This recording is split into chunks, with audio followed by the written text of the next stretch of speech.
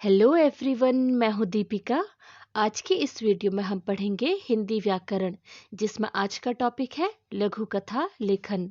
बच्चों, अक्सर हम सोचते हैं कि अगर एग्जाम में लघु कथा लेखन आया तो हमें क्या करना है, एक छोटी सी कहानी ही तो लिखनी है और हम कुछ भी लिख देने की सोचते हैं। लेकिन ऐसा नहीं होता है। बोर्ड एग्जाम्स में अगर आपको फुल मार्क्स पाने हैं ना, तो उसके लिए आपको कुछ खास बातों का ध्यान रखना होगा। मेरी पूरी कोशिश है कि इस वीडियो को देखने के बाद आपके लिए लघु कथा लेखन थोड़ा सरल हो जाएगा।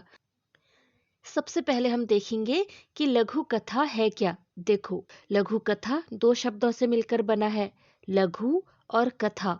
लघु का मतलब है छोटा या फिर छोटी, और कथा मतलब कहानी। तो बच्चों, लघु कथा जो है वो कहानी लेखन ही है। ये ऐसी कहानी होती है जो कम शब्दों में एक गहरी बात या फिर सीख दे जाए। कहानी लेखन आपको विस्तार से लिखना होता है और लघु कथा में शब्द सीमा होती है। देखो, आपको 100 से 120 शब्दों में या फिर प्रश्न के अनुसार आपको प्रश्न में दिया होगा, लगभग इतने शब्दों में आप एक लघु कथा लिखो। वो 100 से 120 भी हो सकती है और 150, 160 या 180 ये भी हो सकता है। वो आप प्रश्न के अनुसार, जो आपको प्रश्न में दिया है ना, उस हिसाब से आप लिखोगे। ठीक है। और कहानी लेखन और लघु कथा लेखन में एक अंतर और है कि इसमें एक ही घटना पर फोकस होता है। मतलब किसी एक घटना के बारे में, उसमें जो समस्या आई है, उसका जो समाधान निकला है, वही आपको इसमें लिखना होता है। इसमें आपको एक्स्ट्रा कुछ नहीं लिखना होता। जैसे कहानी में आप कई दिनों की बात करते हो, कई पात्रों की, अलग अलग पात्र से जुड़ी अलग अलग घटनाओं की बात भी उसमें होती है। किसमें? कहानी में। लेकिन लघु कथा में सिर्फ एक घटना का या किसी एक सिचुएशन के बारे में ही लिखा जाता है। ठीक है। ये तो हो गई लघु कथा है क्या। अब हम ये जानेंगे कि इससे संबंधित प्रश्न किस तरह से पूछे जाते हैं। देखो बच्चों, आपको ये प्रश्न, लघु कथा से संबंधित प्रश्न किस किस तरह से पूछा जा सकता है। पहला, संकेत बिंदुओं की सहायता से। तो ये तो सीधी सी बात है कि आपको संकेत बिंदु दिए होंगे और उन्हीं संकेत बिंदुओं से आपको कहानी लिखनी होगी। ठीक है। अब आप ये कैसे करोगे? देखो, संकेत बिंदु से अंदाजा आ जाएगा कि कहानी किस तरह से लिखनी है। आपको उन संकेत बिंदुओं को अच्छे से पढ़ना होगा। ठीक है। और उसके अलावा क्या कर सकते हो कि उन संकेत बिंदुओं को आप 2-3 बार मन ही मन में पढ़ लो और ठीक से समझ लो। फिर कहानी का एक ढांचा बना लो। ठीक है। ये भी एक तरीका हो सकता है। उसके अलावा चित्रों की सहायता से कहानी लिखना। हो सकता है आपको चित्र दिए हो और कहा हो कि इसके आधार पर आप कहानी लिखो।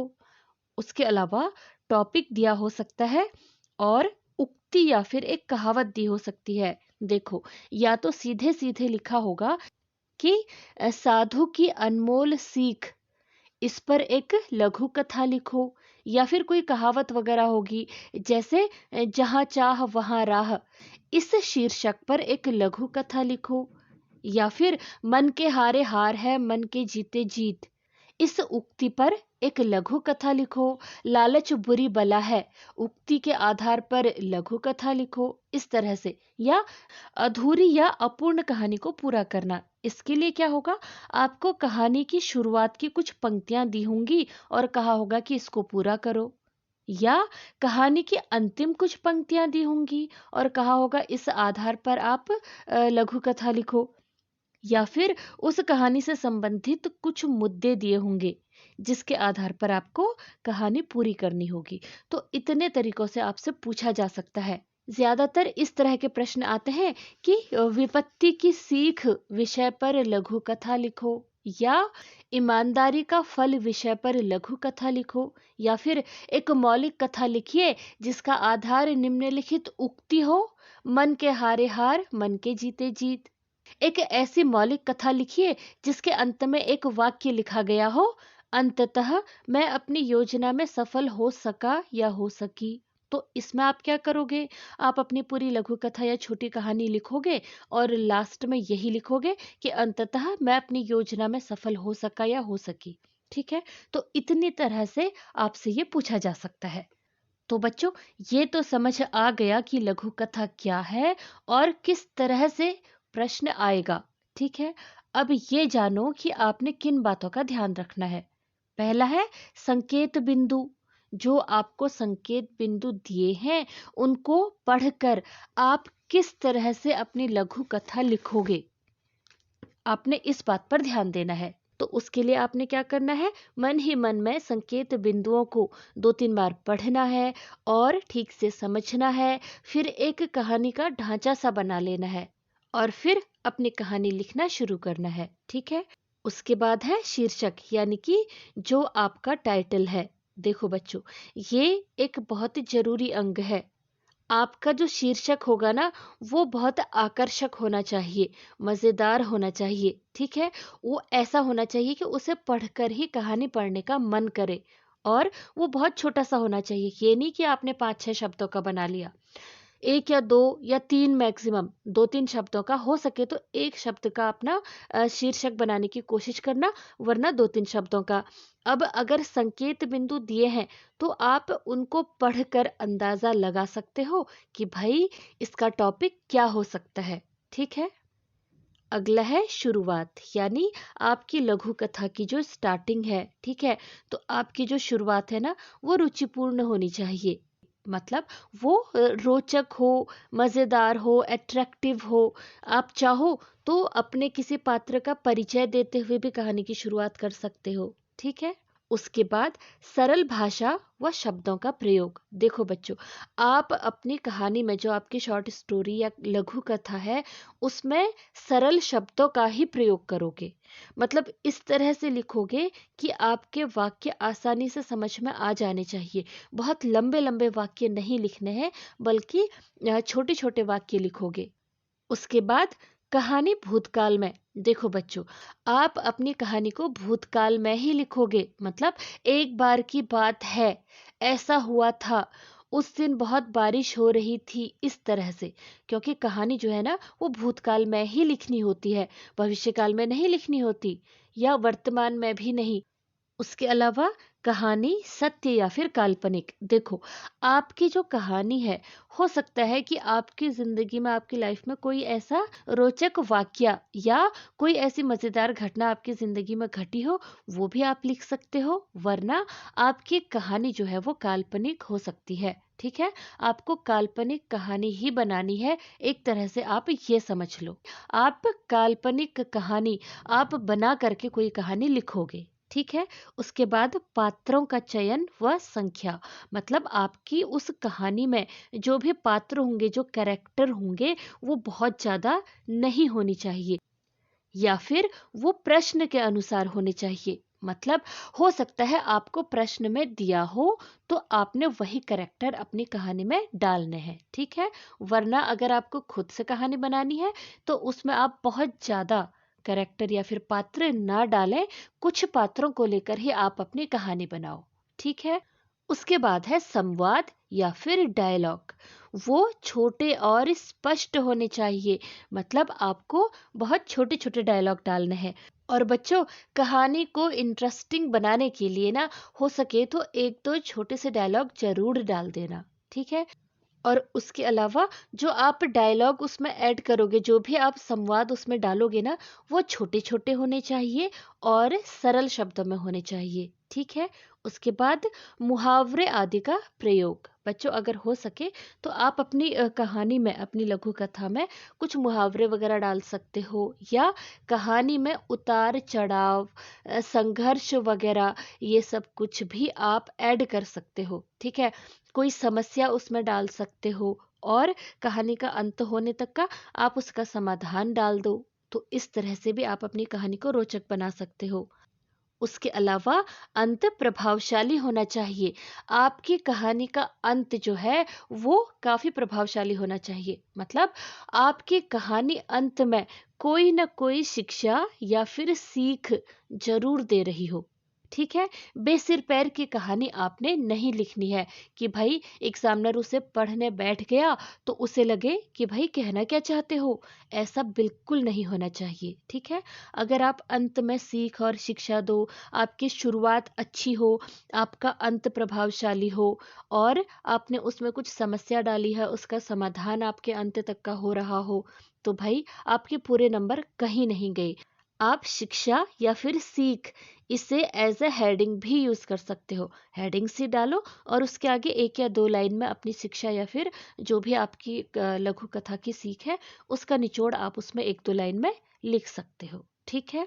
सबसे ज्यादा जरूरी आपने ध्यान देना है शब्द सीमा में। बच्चों, आपको बहुत लंबा चौड़ा नहीं लिखना है, उससे कोई एक्स्ट्रा मार्क्स नहीं मिलेंगे, हो सकता है मार्क्स कट जाए। तो जो आपकी वर्ड लिमिट है, जो आपकी शब्द सीमा है, 100 से 120 शब्द या 150 शब्द, वो भी ये नहीं कि आप शब्द गिनने बैठ जाओ। आप पहली लाइन में कितने शब्द लिख पा रहे हो, आप सिर्फ उसे काउंट करो। उसके बाद आप अंदाज़ा लगाओ कि आपको कितनी लाइंस लगभग लिखनी है। अगर 120 शब्द लिखने हैं तो उससे अगर थोड़ा बहुत ज़्यादा भी हो जाए तो कोई दिक्कत नहीं है। कम ना हो, ज़्यादा होने में कोई दिक्कत नहीं।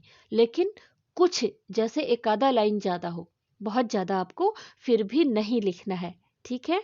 और उसके अलावा लघु कथा में पैराग्राफ चेंज करना भी बहुत ज़रूरी होता है। आप अपनी कहानी को पैराग्राफ्स में लिखना। ठीक है। और सबसे ज़्यादा ज़रूरी, आपकी हैंडराइटिंग जो है वो साफ सुथरी हो और कोशिश करना कि गलतियां ना हो। व्याकरण संबंधी गलतियां, जो मात्राओं की आप गलतियां करते हो ना, कोशिश करना कि वो ना हो। ठीक है। इन सब चीज़ों का आपने ध्यान देना है। बाकी बहुत ऐसा कुछ बहुत ज़्यादा मुश्किल नहीं होता है।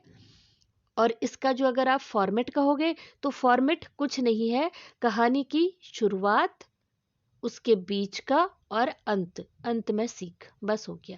यही सब कुछ होता है लघु कथा लेखन में। मेन है पैराग्राफ चेंज करना और अपनी राइटिंग वगैरह पे ध्यान देना। और शब्द सीमा, बहुत ज़्यादा लंबा चौड़ा नहीं लिखना होता है। ठीक है।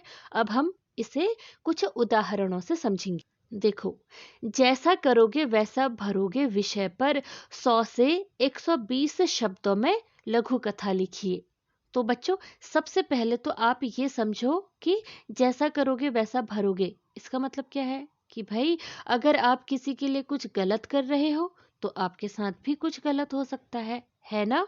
तो इसको आधार बनाकर आपने अपनी कहानी सोचनी है और लिखनी है।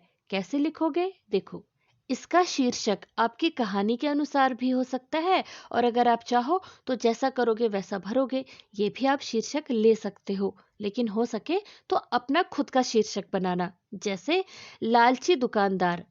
अब इसमें क्या होता है, देखो, रामपुर गांव में सोहन नाम का एक दुकानदार रहता था। वह बहुत ही लालची और चतुर था। वह अपनी दुकान पर आने वाले सीधे साधे गांव वालों को कम सामान तोलता था और उनसे पैसे पूरे लेता था। वह हमेशा सोचता कि उसने लोगों को बेवकूफ बनाकर बहुत धन कमा लिया है।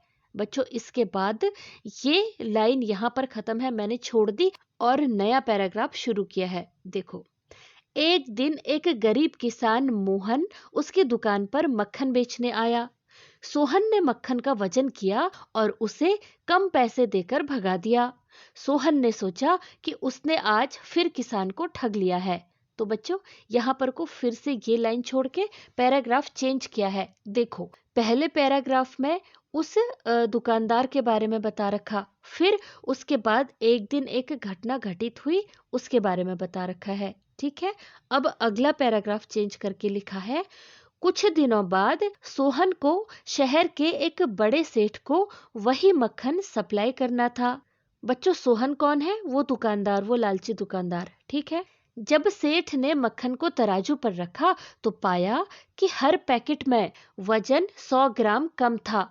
सेठ को बहुत गुस्सा आया और उसने सोहन पर भारी जुर्माना लगा दिया और उसकी दुकान का लाइसेंस भी रद्द करवा दिया। बच्चों, इसके बाद फिर ये लाइन छोड़कर पैराग्राफ चेंज किया है। देखो, इस पैराग्राफ में क्या लिया था? जो घटना घटित हुई थी। ठीक है। अब इसके बाद देखो, हैरान परेशान सोहन जब उस किसान के पास पहुंचा और चिल्लाने लगा कि तूने मुझे कम मक्खन क्यों दिया, तो उस किसान ने सरलता से जवाब दिया, साहब, मेरे पास तो तराजू का वजन करने के लिए बाट। देखो बच्चों, जब पुराने समय में तराजू इस्तेमाल होता था ना, उसके एक पलड़े में तो सामान होता था और दूसरे पलड़े में बांट रखे जाते थे, उसी से वजन किया जाता था। ठीक है, तो उसने कहा कि मेरे पास तो तराजू का वजन करने के लिए बांट नहीं थे। आपने कल मुझे जो 1 किलो चीनी दी थी, मैं उसी को तराजू के एक पलड़े में रखकर आपको मक्खन तोल कर देता था। और इसके बाद फिर से मैंने लाइन छोड़ करके अगला पैराग्राफ शुरू किया है। इस वाले पैराग्राफ में क्या था, उस दुकानदार ने उस किसान के पास, जो मोहन किसान था, उसके पास जा करके उससे सवाल जवाब किया था। यहाँ पर को वो लिया है। उसके बाद देखो, मोहन सन्न रह गया। उसे समझ आ गया कि किसान को कम चीनी देकर उसने खुद का ही नुकसान कर लिया था।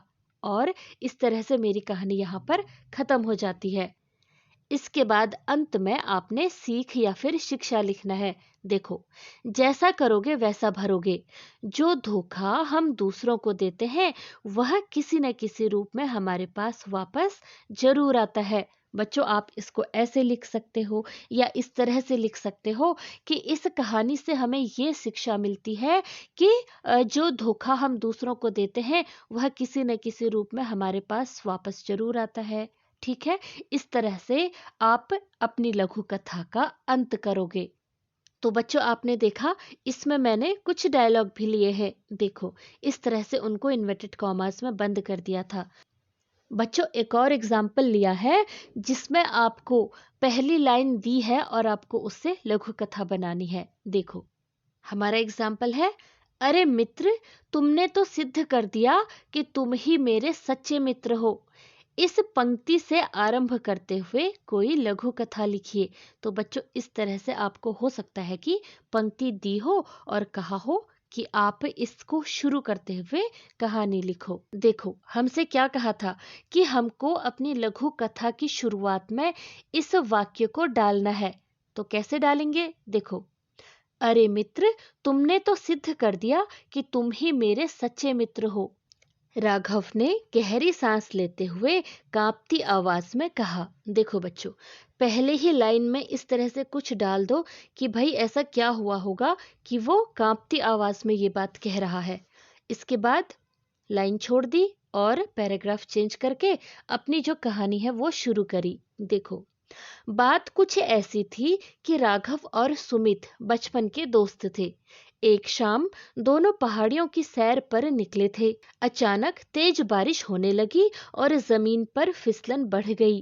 तभी राघव का पैर फिसला और वह गहरी ढलान की ओर लुढ़कने लगा। उसने नीचे लटकती एक कटीली झाड़ी की जड़ को थाम लिया, लेकिन वह जड़ धीरे धीरे मिट्टी छोड़ रही थी।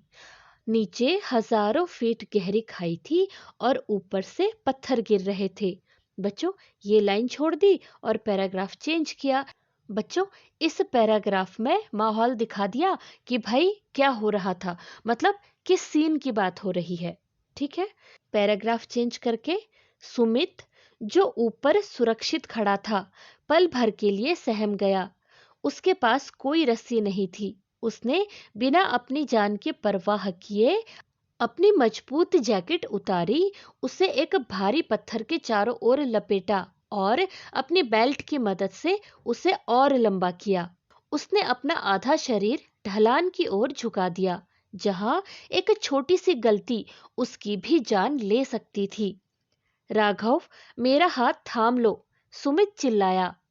अपनी पूरी ताकत झोंककर उसने अंततः राघव को मौत के मुंह से बाहर खींच लिया। बच्चों, इसके बाद लाइन छोड़ दी और पैराग्राफ चेंज। जब राघव ऊपर आया तो उसकी आंखों में कृतज्ञता के आंसू थे। उसने सुमित के लहूलुहान हाथों को देखा और गले लगाकर वह भावुक बात कही। कौन सी भावुक बात कही? वही जहां से हमने वो अपना पैराग्राफ, अपनी लघु कथा शुरू करी थी। आप चाहो तो यहाँ पर वो लाइन दोबारा से लिख सकते हो। कैसे? देखो, सुमित के लहूलुहान हाथों को देखा और गले लगाकर कहा कि तुमने सिद्ध कर दिया कि तुम ही मेरे सच्चे मित्र हो। ठीक है। उसके बाद सुमित मुस्कुराया और बोला, मित्रता केवल अच्छे समय में साथ हंसने के लिए नहीं, बल्कि मुसीबत में ढाल बनने के लिए भी होती है। और बच्चों, इस तरह से ये कहानी यहाँ पर खत्म होती है। ठीक है।